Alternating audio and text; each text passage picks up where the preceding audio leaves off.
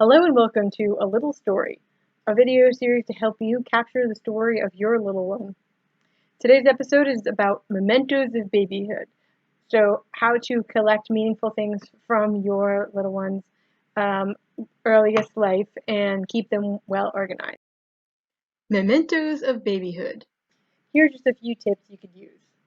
One way you could stay organized would be to have a box of firsts. So here is my box of firsts. My not very glamorous cardboard box, but it doesn't have to be fancy. You could get one of those nice photo boxes. But just things that would be throughout the baby's first year. Here I have the onesie our little one came home from the hospital in. We have some coins that we kept from the year she was born.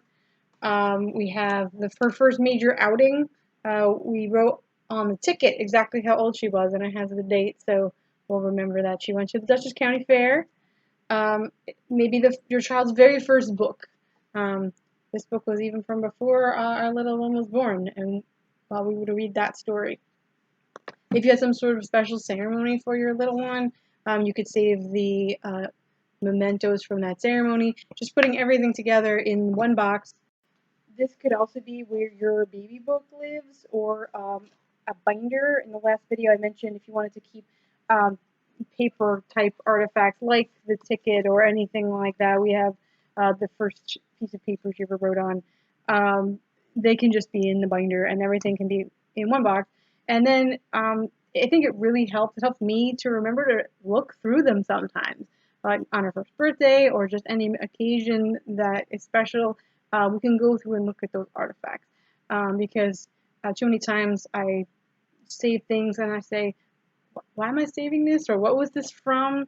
Or just we don't get to appreciate and enjoy the memories that we saved the items for in the first place if we forget to look at them. And it limits me to not saving too many things because it all is in one neat box. Another thing you could do would be to keep more memories than things. I am a total pack rat, and so I had to take that into consideration and not save everything from every time. Um, Maybe you're the opposite of a pack rat. Maybe you like to just declutter and you're not keeping a lot of things, but you want to keep the memories. So you could take a lot of photos of things. You could maybe make it a special photo shoot. For example, you could have little knit baby booties and then maybe your child's first pair of shoes, and then when they graduated, their first pair of actual sneakers.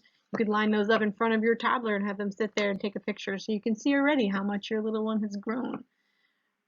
You could write a poem about, say, the first time they went to the beach.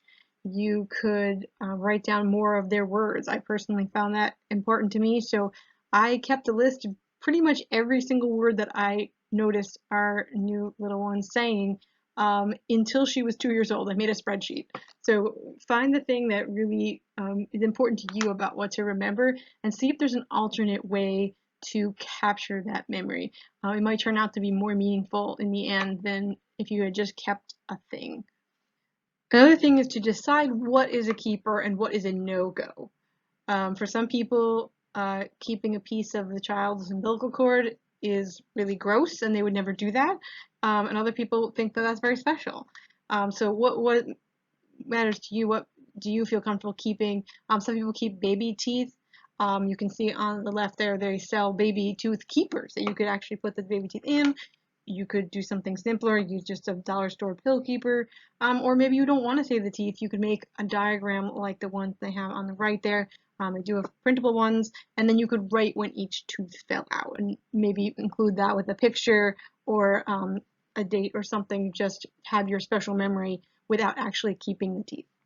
Something you could do to keep the memories of your child's first coloring would be to use something like a notebook or a spiral sketchbook.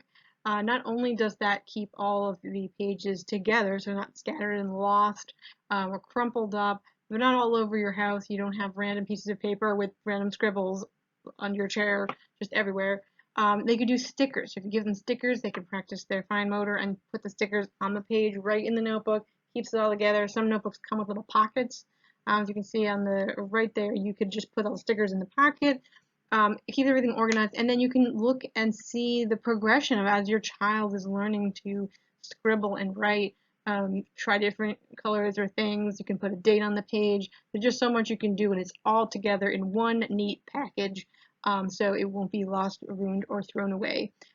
You could just use a binder. If you had an empty binder and you want to put some 3-hole punched blank paper in there, and then that binder, when it's full, you can keep what you want, and then that binder could graduate into a older toddler or preschool busy binder.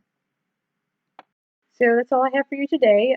We hope that you will join us in 2 weeks for the final video of the A Little Story series on August 17th.